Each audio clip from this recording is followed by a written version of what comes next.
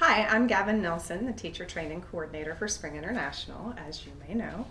I'm also a faculty member, and today we're going to have a pre-session asynchronous lesson planning session, so let's get started. All right, in a typical class, the teacher often begins by the material, right? Looking at the material, the textbook he or she is given. She looks at the topics, the units, the chapters, the scope and sequence of the book.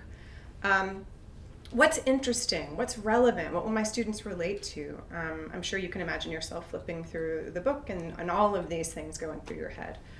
Another thing that you're thinking about is what can I realistically cover in a week or a month or a semester or the year, right? The next thing that a teacher looks at is the curriculum. We need to see what are the stated objectives, the topics, the skills that students should learn. And if your program has a well-defined curriculum, that will help plan your lessons as well.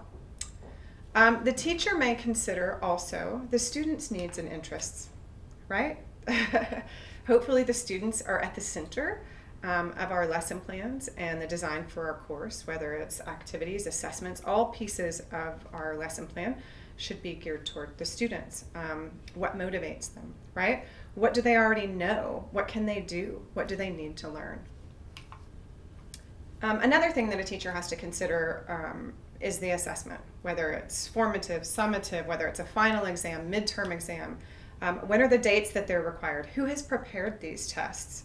And how important are these to the grades and the overall advancement of a student?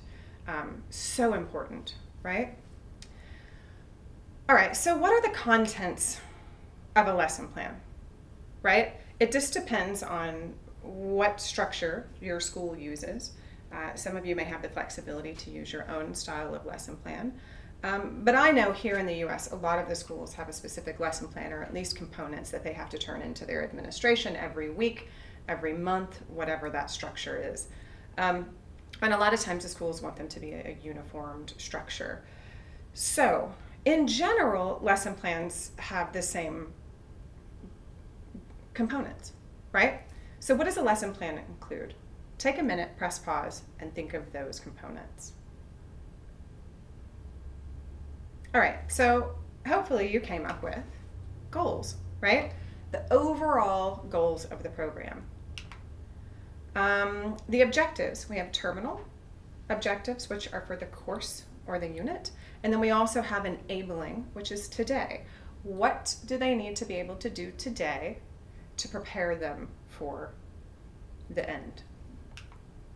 Materials, equipment, and presentation practice. These are the activities that you're doing. This is the fun stuff in class that takes up the bulk of your class. And then we think about assessment as well, right? How are we going to test the students? What are we going to use as evidence to show that the students have met the objectives? All right, so which should we plan first? So you have your list here: goals, objectives, materials, equipment, presentation, practice, and assessment.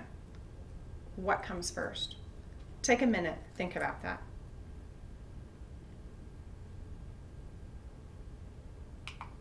Goals and objectives, right?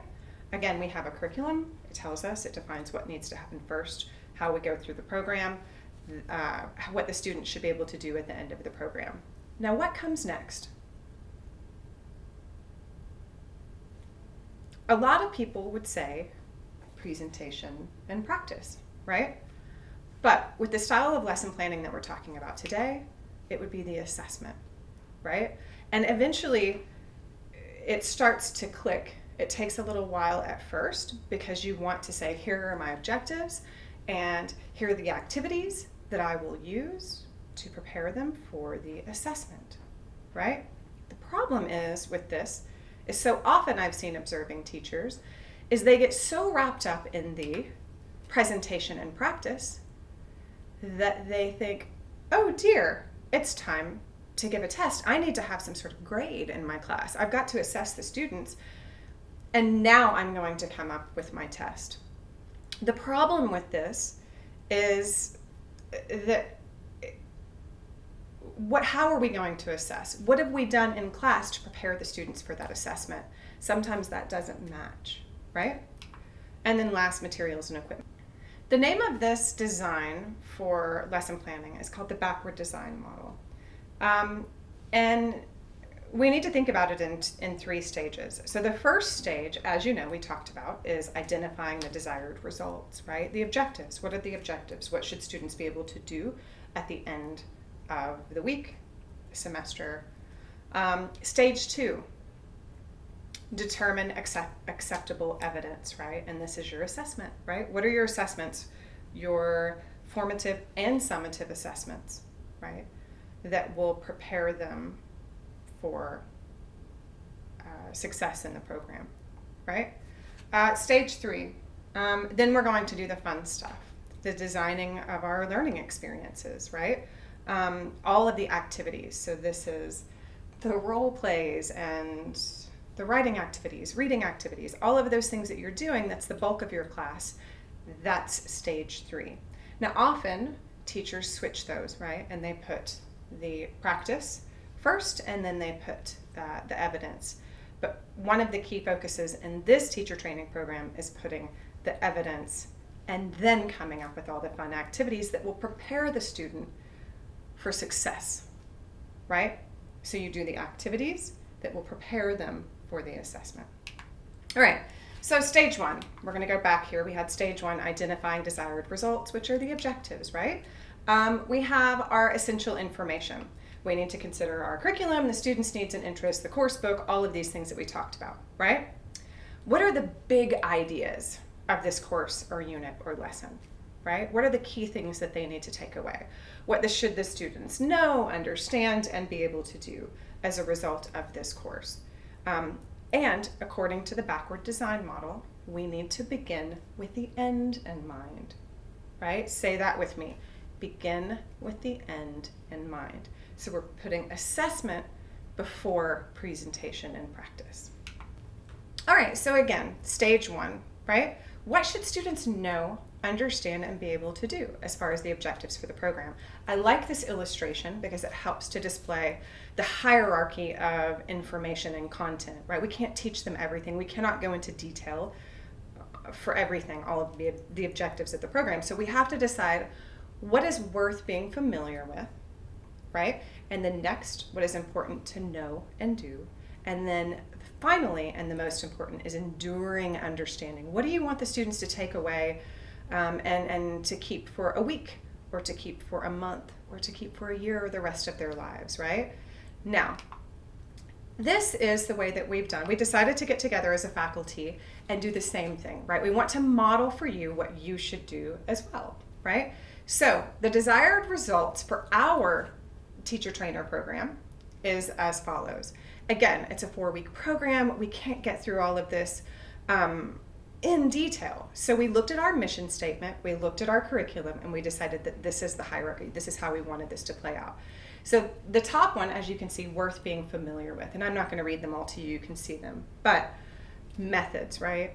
Awareness and learning styles, very important, but we're not going to spend as much time on those as the things in the next circle. Important to know and do. And you've got using technology as a teaching tool, right? And we may reconsider that with what's happening in our world today. The next stage is enduring understanding. These are the key pieces of our program. These are the things that will show up in our mission statement.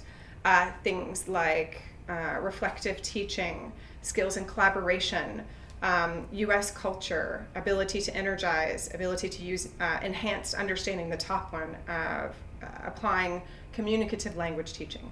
This is what we're hoping that you go away with, that you go away re-energized and excited to teach again and have new ways to do that. All right, so as you can see, we did what we want you to do.